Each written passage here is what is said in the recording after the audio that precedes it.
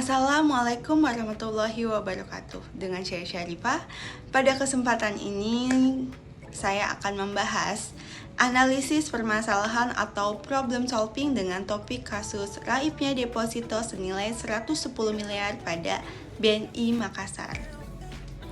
Kasus ini cukup menarik untuk dianalisis karena tidak hanya berkaitan dengan kerugian nasabah tetapi juga menyangkut pengendalian internal, lalu manajemen resiko serta tata kelola dalam industri perbankan.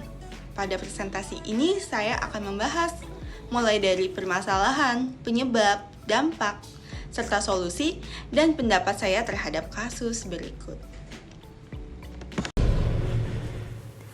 Pemirsa, sejauh manakah hasil penyidikan Polri dalam kasus dugaan pemalsuan bilet deposito di salah satu bank BUMN di Makassar? Sudah bergabung Direktur Tindak Pidana Ekonomi Khusus Barreskrim Polri, Brigjen Pol Helmi Santika. Selamat malam, Pak Jenderal. Selamat malam, Mbak. Baik, Pak Helmi, sampai hari ini total sudah berapa orang, Pak, yang ditetapkan sebagai tersangka kasus dugaan pemalsuan bilet deposito? Sebagaimana sudah diketahui bahwa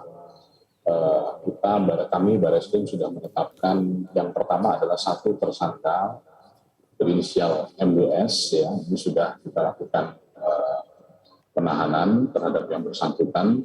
Kemudian juga sudah melakukan pengembangan pemeriksaan terhadap kemungkinan adanya pelaku-pelaku lain yang mungkin melakukan aksinya secara bersama-sama atau turut serta melakukan. Nah, ini sedang dalam.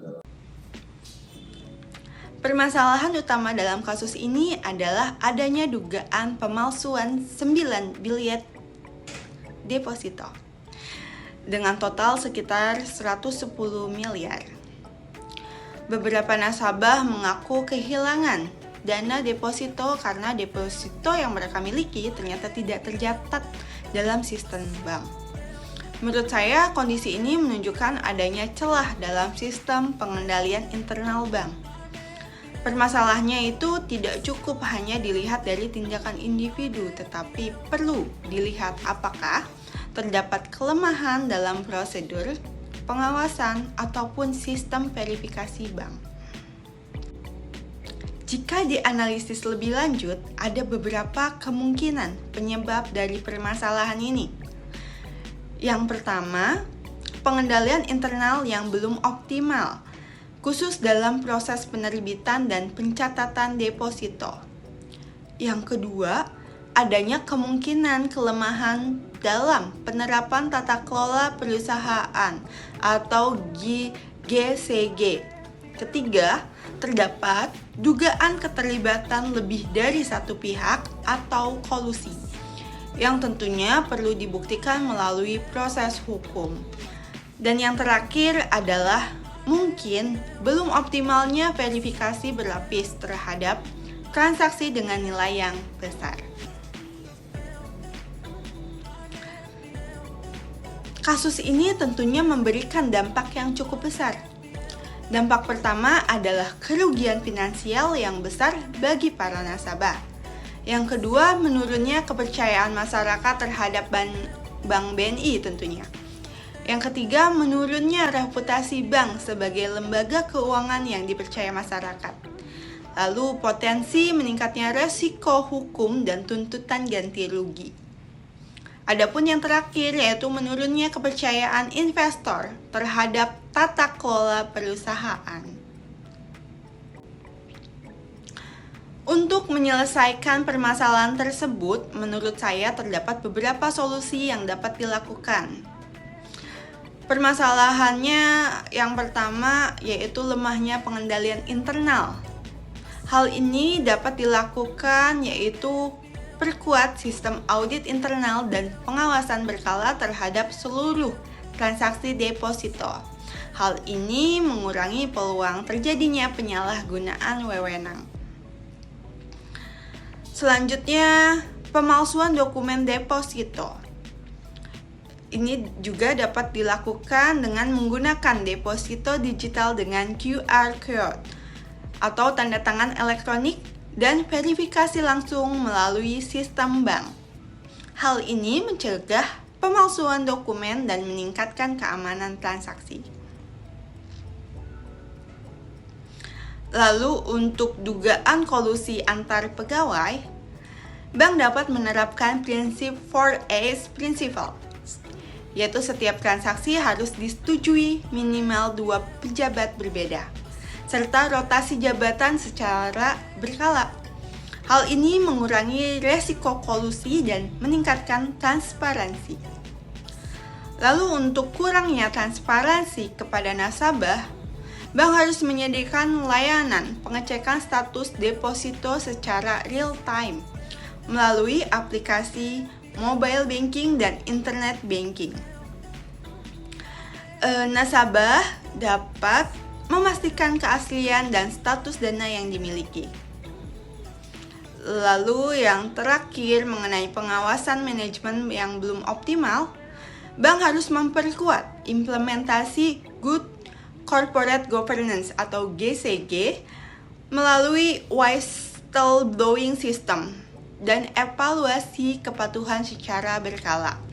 Hal ini meningkatkan akuntabilitas dan menjaga kepercayaan masyarakat terhadap bank.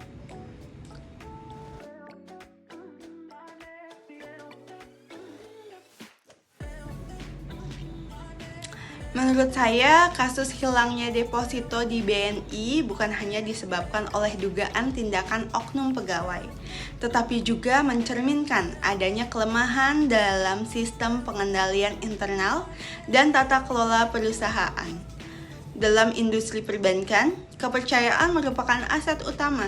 Oleh karena itu, setiap transaksi harus didukung oleh sistem keamanan yang kuat, pengawasan yang ketat, serta penerapan prinsip Good Corporate Governance secara konsisten. Selain penegak hukum terhadap pihak yang terbukti bersalah, Bank BNI juga perlu melakukan evaluasi menyeluruh terhadap prosedur operasional. Lalu juga meningkatkan digitalisasi layanan serta memperkuat sistem pengawasan agar kejadian serupa tidaklah terulang. Dan transparansi kepada nasabah juga menjadi faktor penting untuk mengembalikan kepercayaan masyarakat terhadap lembaga perbankan. Sebagai kesimpulan, kasus hilangnya deposito sebesar 110 miliar di BNI Makassar sangatlah menjadi pelajaran penting bagi industri perbankan mengenai pentingnya sistem, tata kelola perusahaan yang baik, dan pemanfaatan teknologi digital dalam menjaga keamanan transaksi.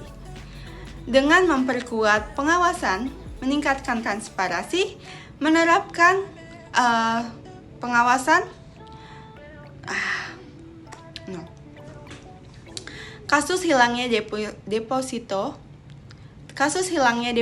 110 miliar di BNI menjadi pelajaran penting bagi industri perbankan mengenai pentingnya sistem dan juga tata kelola dan juga pemanfaatan teknologi itu harus diperkuat dengan pengawasan, lalu peningkatan transparansi, menerapkan teknologi verifikasi yang lebih modern, serta memperbaiki budaya kepatuhan di lingkungan kerja, agar resiko terjadinya penyimpangan dapat diminimalkan sehingga kepercayaan masyarakat terhadap sektor bank tetap terjaga.